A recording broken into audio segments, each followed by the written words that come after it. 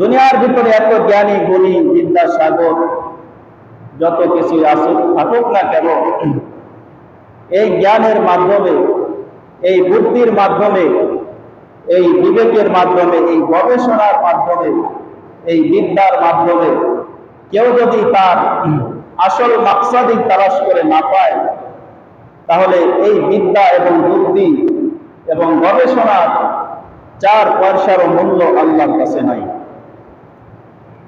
কিন্তু দুনিয়াবি বিদ্যার পাশাপাশি, দুনিয়াবি জ্ঞানের পাশাপাশি যদি আসল মাকসাদ ঠিক থাকে, এই জ্ঞান গরিমা শিক্ষা দীক্ষার মাধ্যমে যদি তার রবের পরিচয় পায়, সেই ব্যক্তিটাই হলো আসল জ্ঞানী, সেই ব্যক্তিটাই হলো আসল শিক্ষিত, আসল বিদ্যাসাগর, আসল বিজ্ঞানী।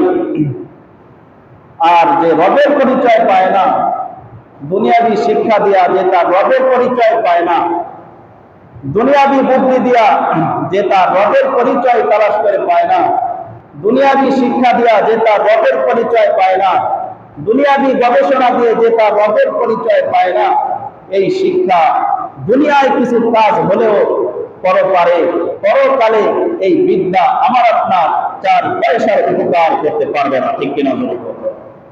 তাহলে জ্ঞানী দুনিয়াতে সব কিছু আছে, জ্ঞানী আছে, গুণী আছে, বিদ্যাসাগর আছে, বিজ্ঞানী আছে। দেখা যাবে এদের অধিকাংশ তাদের রবের পরিচয় থেকে গাফেল। অধিকাংশ বিজ্ঞানী আজকে তার রবের পরিচয় পায় না। অধিকাংশ শিক্ষিত লোকেরা আজকে তার রবের পরিচয় পায় না।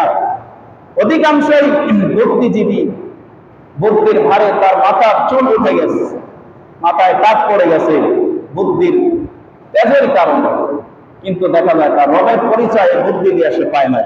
আমি বলতে চাই আমার ভাষায়, আল্লাহর কসম করে বলি, তার জ্ঞান এটা কোনো জ্ঞানই না, যে জ্ঞানের মাধ্যমে রবের পরিচয় পায় না।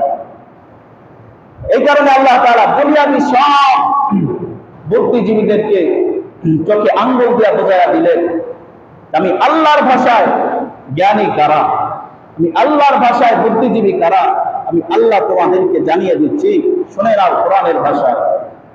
আল্লাহ রাব্বুল আলামিন ডাক দিয়া বলেন, ইন্না ফী খালকিস সামাওয়াতি ওয়াল আরদি ওয়াখতিলাফিল লাইলি ওয়ান নাহার লা আয়াতিল লিউলিল আলবাব। আল্লাহ রাব্বুল আলামিন ডাক দিয়া বলেন, নিশ্চয় আসমান জমিনের সৃষ্টির মধ্যে রাত এবং দিনের পরিবর্তনের ভিতরে জ্ঞানীদের জন্য নিদর্শন আছে। যারা জ্ঞানী তারা এই আসমান জমিনের সৃষ্টি দেখে তার রবের পরিচয় পেয়ে যাবে। যারা নাকি জ্ঞানী, দিন এবং রাতের পরিবর্তনের ভিতর দিয়া তারা তাদের রবের পরিচয় পেয়ে যাবে, রবের সাক্ষাৎ পেয়ে তারা যাবে। আর যারা আসমান জমিনের সৃষ্টির ভিতরে রাত দিনের পরিবর্তনের ভিতরে তাদের রবের পরিচয় পাবে না, রবের পরিচয় অর্জন করতে পারবে না, আল্লাহর ভাষায় তারা জ্ঞানী নয়।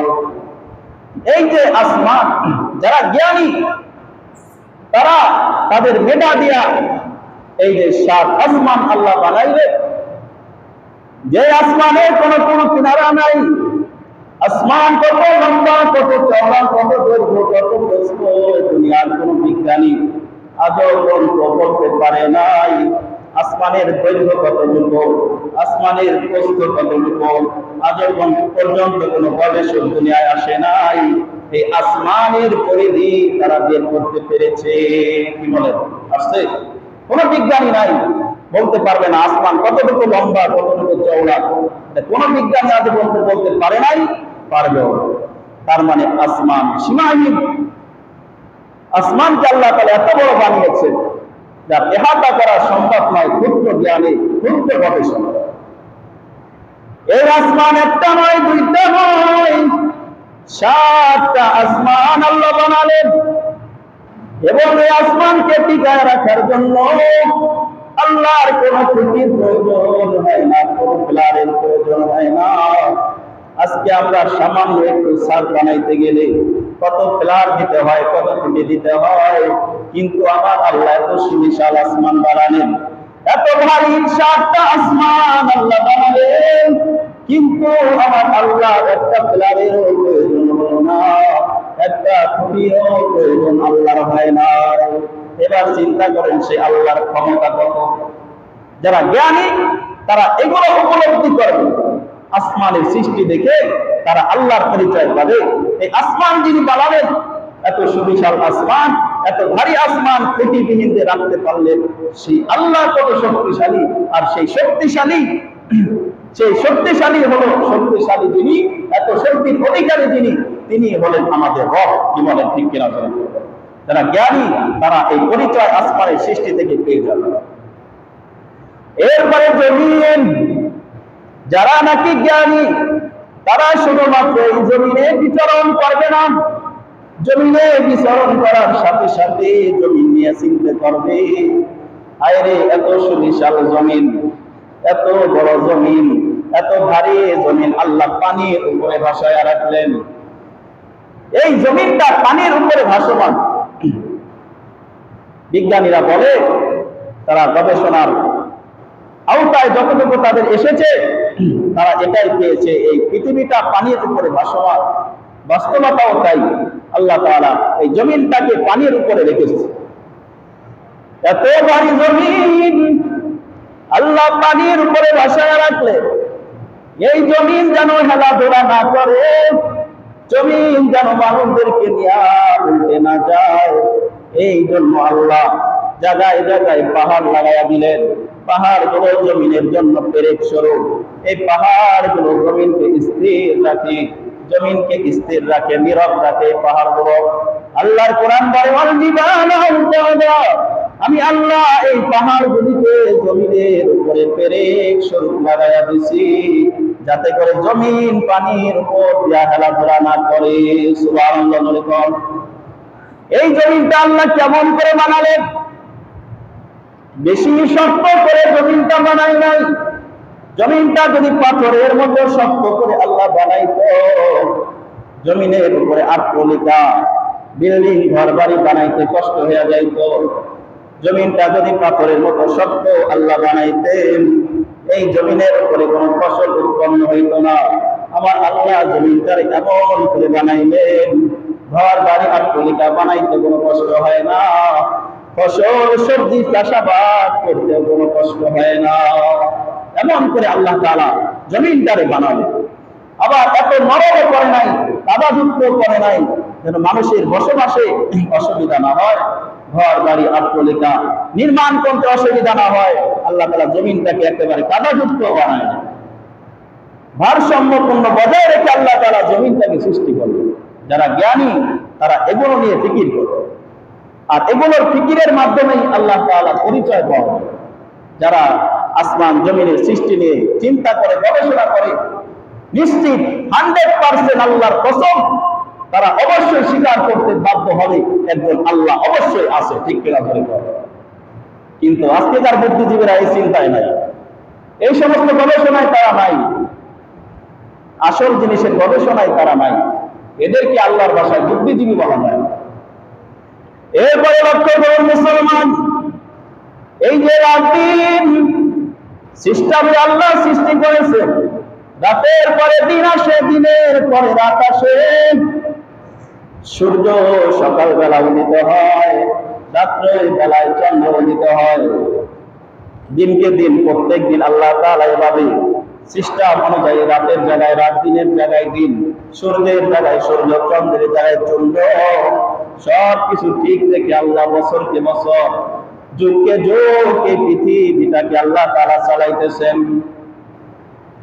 একবারের জন্য সূর্য কোনোদিন ভুলে এমন করে নাই যে একদিনও সূর্য উঠে নাই, এমন কোনো হয় নাই। যুগের পর যুগ চলে যাচ্ছে, ভুল ক্রমে সূর্য কোনোদিন উদয় না হয়ে থাকে নাই, চন্দ্র কোনোদিন উদয় না হয়ে থাকে নাই, কোনোদিন রাত তার জায়গায় স্থির হয়ে গেছে, সামনে আর যায় না, এরকমও হয় নাই। রাত দিন তার দিনের জায়গায় স্তব্ধ হয়ে গেছে, কোনোদিনও ভুলে এমন হয় নাই। তার রীতি অনুযায়ী চলতেই আছে, চলতেই আছে। এটা একা একা দিন রাত চলতে পারে না, এর পিছনে একজন মালিকের হাত আছে না নাই জোরে বল। এই মালিক যে রাত এবং দিন পরিবর্তন করে, তার ক্ষমতা অসীম, আর এই অসীম ক্ষমতার মালিক যিনি, তিনি হলেন আমাদের রব। ঠিক কিনা জোরে বল। এই রাত দিন নিয়ে গবেষণা করলেও আল্লাহ পরিচয় পাওয়া যায়। মুসলমান ইমানদার আল্লাহর গোলাম, এদেরকে আল্লাহ তাআলা জ্ঞানী বললেন, এদেরকে আল্লাহ তাআলা আসল বুদ্ধিজীবী বললেন, যারা আসমান জমিনের সৃষ্টি নিয়ে গবেষণা করে, রাত দিনের পরিবর্তনের ভিতরে যারা গবেষণা করে, এদেরকে আল্লাহ কোরআনের ভাষায় জ্ঞানী বললেন। আর এই সব নিয়ে যারা চিন্তা করে, অবশ্যই অবশ্যই তারা রবের পরিচয় পেয়ে যাবে। ইমামে আযম আবু হানিফা রাহমাতুল্লাহি আলাইহি, চার মাযহাবের প্রধান মাযহাব হানাফি মাযহাব, এই মাযহাবের প্রণেতা ইমাম হলো ইমামে আবু হানিফা। ইমামে আযম যার উপাধি, মহান ইমাম, বড় ইমাম যার উপাধি, ইমামে আবু হানিফা রাহমাতুল্লাহি আলাইহি। একদিন ইমাম আবু হানিফার সাথে এক নাস্তিকের সাক্ষাৎ হল। নাস্তিক বলে আল্লাহ নাই, আর ইমামে আযম আবু হানিফা বলে আল্লাহ আছে। কথা কাটাকাটি দুইজনের ভিতর। এখন এক পর্যায়ে নাস্তিক বলতেছে, ও আবু হানিফা, তোমার সাথে যুক্তি তর্কে মুখে কোনো কথা হবে না। অমুক দিন আমরা একটা অনুষ্ঠানের আয়োজন করি, মজলিসের আয়োজন করি, একটা কনফারেন্সের আয়োজন করি, সেখানে প্রমাণ হবে, দলিল প্রমাণ হবে, আমরা প্রমাণ করবো যে আল্লাহ নাই, আর তুমি ইমাম আবু হানিফা তুমি প্রমাণ করবে যে আল্লাহ আছে। এই প্রমাণ দলিলের মাধ্যমে হবে, বেশি কথা মুখে হবে না। অমুক দিন একটা টাইম নির্ধারণ করে দিলেন, অমুক দিন তুমি সেখানে উপস্থিত থাকবা, আমরা আমাদের সাঙ্গ পাঙ্গলে উপস্থিত থাকবো, প্রমাণ হবে, যার দল বিজয় হবে আমরা তাদের কাছে নত শিখাবো।